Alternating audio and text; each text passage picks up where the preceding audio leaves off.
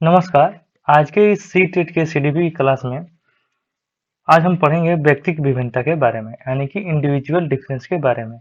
यानी कि हर बालक अलग अलग, उसकी मानसिक, बौद्धिक, उसकी चेहरे की बनावट, उसकी शारीरिक कद सब अलग अलग होते हैं। ठीक है, इसी के बारे में समझेंगे हम कि व्यक्तिगत विभिन्नता क्या होती है, व्यक्तिगत विभिन्नता किन कारणों से होती है, और व्यक्तिगत विभिन्नता का वातावरण और सामाजिक परिवेश में क्या प्रभाव पड़ता है। ठीक है, तो चलिए वीडियो को स्टार्ट करते हैं और समझते हैं कि व्यक्तिगत विभिन्नता क्या होती है। ठीक है, तो व्यक्तिगत विभिन्नता में पहला टॉपिक आता है व्यक्तिगत विभिन्नताएं, यानी कि व्यक्तिगत विभिन्नता क्या होती है, इसके बारे में समझते हैं।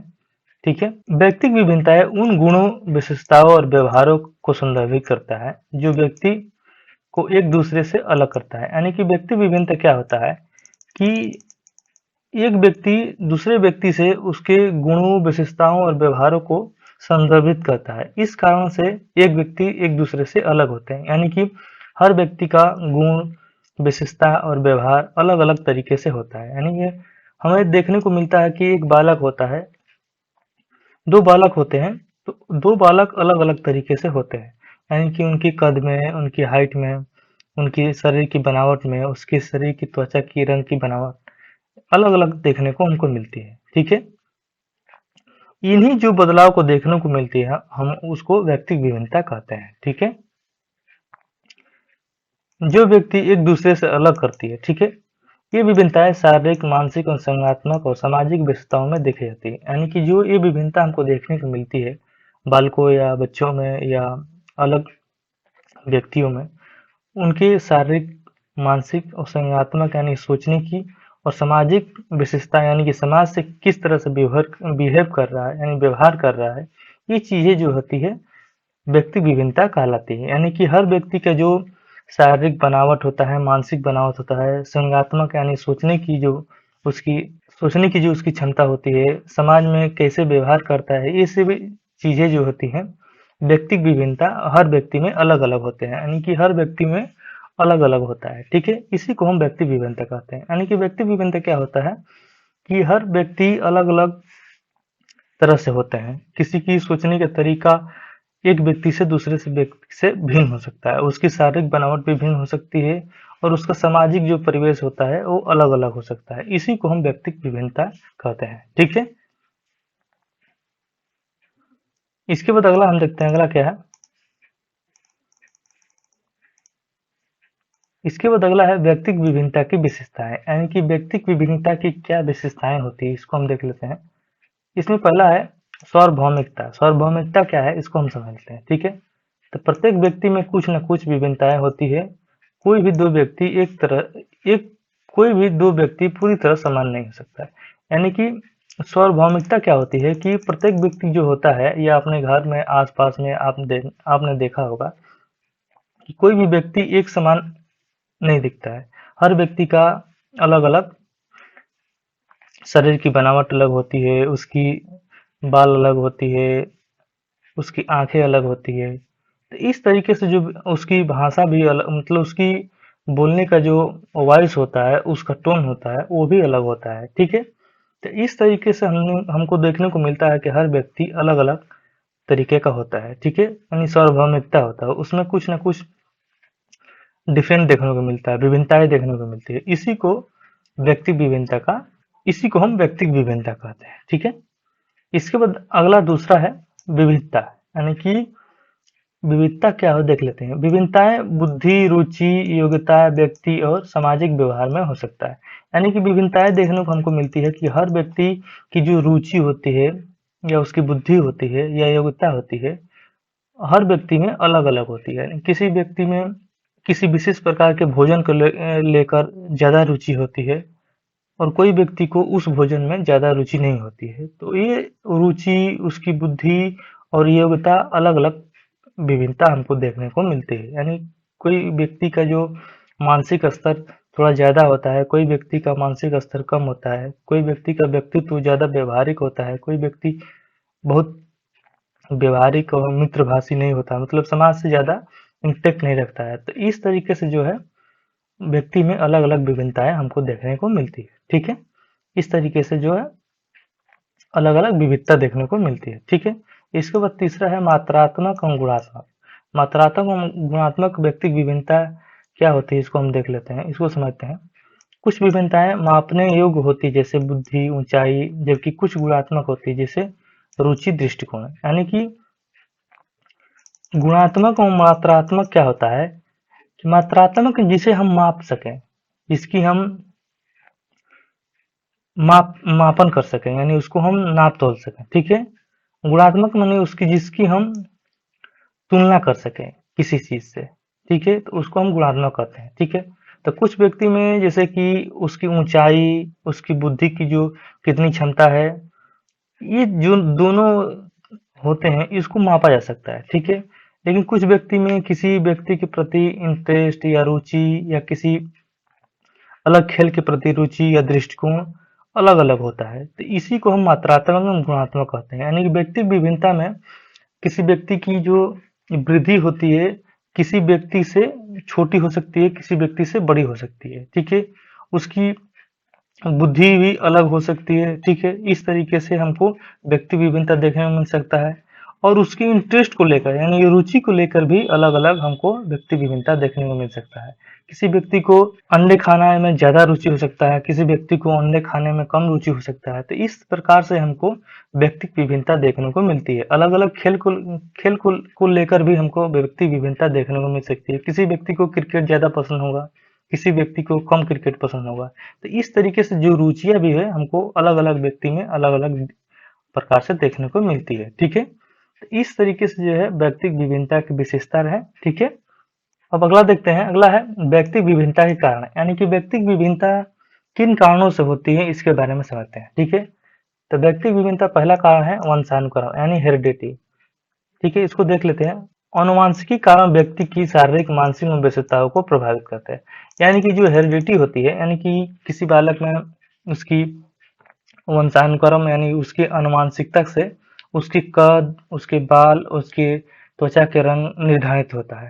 तो इस तरीके से हमको अलग अलग व्यक्ति में उसके हेरिडिटी यानी वंशानुक्रम के कारण उसकी ऊंचाई, उसकी लंबाई, उसकी बुद्धि की अलग अलग व्यक्ति विभिन्नता हमको देखने को मिलती है। यानी कि कोई बालक में उसके वंशानुक्रम अगर वो ज्यादा लंबा है तो उसके वंशानुक्रम यानी कि अनुवांशिकी के कारण उसकी जो उसकी शरीर की लंबाई है उसके हेरिडिटी यानी वंशानुक्रम के कारण है। कोई बालक थोड़ा बाल घुंघराले हैं तो बाल घुंघराले होने के कारण वंशानुक्रम के कारण है। तो ये जो तमाम प्रकार की उसकी जो लंबाई, उसकी बाल के रंग, ये जो है उसके वंशानुक्रम के कारण है, जिसके अंतर्गत वो व्यक्ति विभिन्नता हमको देखने को मिलती है, ठीक है। इसके बाद दूसरा है पर्यावरण। पर्यावरण व्यक्ति विभिन्नता में क्या रोल निभाता है इसको देखते हैं। तो पर्यावरण यानी कि इन्वायरमेंट परिवार, समाज, संस्कृति और शिक्षा का प्रभाव विभिन्नता को बढ़ाता है। यानी कि जिस प्रकार का आपका पर्यावरण यानी माहौल रहेगा आसपास, यानी कि जिस सोसाइटी के लोग ज्यादा पढ़े लिखे होंगे, वहाँ के जो भी बच्चे या जो भी लोग होंगे वो ज्यादा पढ़े लिखे, शिक्षित, समझदार होंगे, ठीक है। तो इस तरीके से जो एनवायरमेंट भी है व्यक्ति विभिन्नता का कारण बनता है। जैसे मान लीजिए कि किसी राज्य का लिटरेसी ज्यादा है और किसी राज्य का लिटरेसी कम है, तो ये हमको देखने को अलग अलग व्यक्ति विभिन्नता किन कारणों से मिलता है, उसके पर्यावरण या उसके एनवायरमेंट की वजह से, ठीक है। तो इस कारण से यानी कि अलग अलग संस्कृति, सामाजिक और परिवेश होने के कारण, एनवायरमेंट होने के कारण अलग अलग व्यक्ति विभिन्नता देखने को मिलती है। यानी कि जहाँ शिक्षा की ज्यादा बात होगी वहाँ के लोग ज्यादा पढ़े लिखे होंगे, जहाँ शिक्षा की कम बात होगी, लोग पढ़ने लिखने से दूर रहेंगे, वहाँ की जो सोचने की क्षमता होगी वो अलग होगी। तो इस प्रकार से पर्यावरण भी व्यक्ति विभिन्नता में रोल निभाता है, ठीक है। इसके बाद अगला हम देखते हैं, अगला क्या है, लिंग। अगला देखते हैं लिंग, जेंडर। यानी कि व्यक्तिक विभिन्नता में जेंडर यानी कि लिंग भी ज्यादा महत्वपूर्ण भूमिका निभाती है, ठीक है। तो इसको देखते हैं क्या है, पुरुष और महिला में शारीरिक और संज्ञानात्मक अंतर देखने को मिलता है। यानी कि पुरुषों की जो शरीर की बनावट होती है और महिला की जो शरीर की बनावट होती है उसमें भी हमें व्यक्ति विभिन्नता देखने को मिलती है, ठीक है। लिंग के भी अलग अलग, लिंग यानी जेंडर के कारण भी महिला और पुरुष की जो बनावट होती है उसमें भी हमको व्यक्ति विभिन्नता देखने को मिलती है, ठीक है ना। इसके बाद दूसरा है आयु। उम्र के साथ व्यक्ति की क्षमताएं और व्यवहार बदलते हैं, यानी कि जैसे जैसे व्यक्ति किशोरावस्था से वृद्धावस्था तक जाता है, वैसे वैसे उसकी जो सोचने की क्षमता होती है, उसकी बिहेव की क्षमता होती है, व्यक्ति में अलग अलग तरीके से होते जाती है। ठीक है, तो ये भी जो है आयु यानी कि एज भी व्यक्ति विभिन्नता का कारण बनता चला जाता है। ठीक है, जैसे मान लीजिए कि किशोरावस्था का जो बालक है, यानी जो किशोरावस्था में आप सोच पा रहे होंगे, वो धीरे धीरे उम्र ढलते आप उन चीजों को नहीं कर पा रहे हैं, उस तरीके से नहीं सोच पा रहे होंगे। तो ये जो है व्यक्तिक विभिन्नता का कारण बनता चला जाता है। ठीक है, अगला है सांस्कृतिक और सामाजिक कारण। सांस्कृतिक और सामाजिक कारण क्या है कि विभिन्न सांस्कृतिक पृष्ठभूमि और सामाजिक परिस्थितियों के व्यक्ति का व्यवहार को प्रभावित करता है, यानी अलग अलग पृष्ठभूमि या अलग अलग संस्कृति या अलग अलग सामाजिक परिस्थितियों से आने वाले व्यक्ति का जो व्यक्ति विभिन्नता होता है अलग अलग होता है। जैसे मान लीजिए कोई व्यक्ति ज्यादा अमीर है, कोई व्यक्ति ज्यादा गरीब है, तो उसके खाने में और उसके रहन सहन में अलग अलग व्यक्ति विभिन्नता हमको देखने को मिल सकती है। ठीक है, कोई व्यक्ति ज्यादा अमीर है तो उसके पास जूते होंगे, अच्छे कपड़े होंगे, कोई व्यक्ति गरीब है तो उसके पास कम कपड़े होंगे, जूते फटे हो सकते हैं। इस तरीके से हमको व्यक्तिगत विभिन्नता देखने को मिल सकती है, उसके सोचने में, उसकी बनावट में, उसके रहन सहन में। तो इस तरीके से व्यक्तिगत विभिन्नता भी हमको देखने को मिलती है। ठीक है, उसकी खाने में भी अंतर आ सकता है। मान लीजिए कि जो ज्यादा व्यक्ति ज्यादा पैसा वाला होगा वो फल फूल भी आसानी से खा सकता है, लेकिन जो गरीब व्यक्ति होगा उसको फल खाने में या उसको फल को खाने या खरीदने में ज्यादा कठिनाइयां महसूस हो सकती है। तो इस प्रकार से जो है व्यक्तिगत विभिन्नता हर व्यक्ति में अलग अलग होती है। ठीक है, इसके बाद अगला है कि व्यक्तिगत विभिन्नता के प्रकार कौन कौन से हैं, यानी कि व्यक्तिगत विभिन्नता के प्रकार कौन कौन से है, व्यक्तिगत विभिन्नता किन किन तरीकों से हम पहचान सकते हैं या जान सकते हैं। ठीक है, इसमें पहला कारण है शारीरिक विभिन्नता, यानी कि जो शारीरिक बनावट होती है हर व्यक्ति की अलग अलग होती है। जैसे उसकी ऊंचाई, वजन, रंग, शारीरिक बनावट, ये तमाम प्रकार की जो चीजें होती है ये व्यक्तिगत विभिन्नता का कारण बनती है। जैसे शरीर की ऊंचाई, किसी व्यक्ति की ऊंचाई ज्यादा होती है, किसी व्यक्ति की ऊंचाई कम होती है, किसी व्यक्ति का वजन ज्यादा होता है, किसी व्यक्ति का वजन कम होता है, किसी व्यक्ति का ज्यादा उसका रंग गोरा होता है, किसी व्यक्ति का रंग सांवला होता है। ठीक है, तो इस प्रकार से जो शरीर की बनावट होती है हर व्यक्ति की अलग अलग होती है। ठीक है,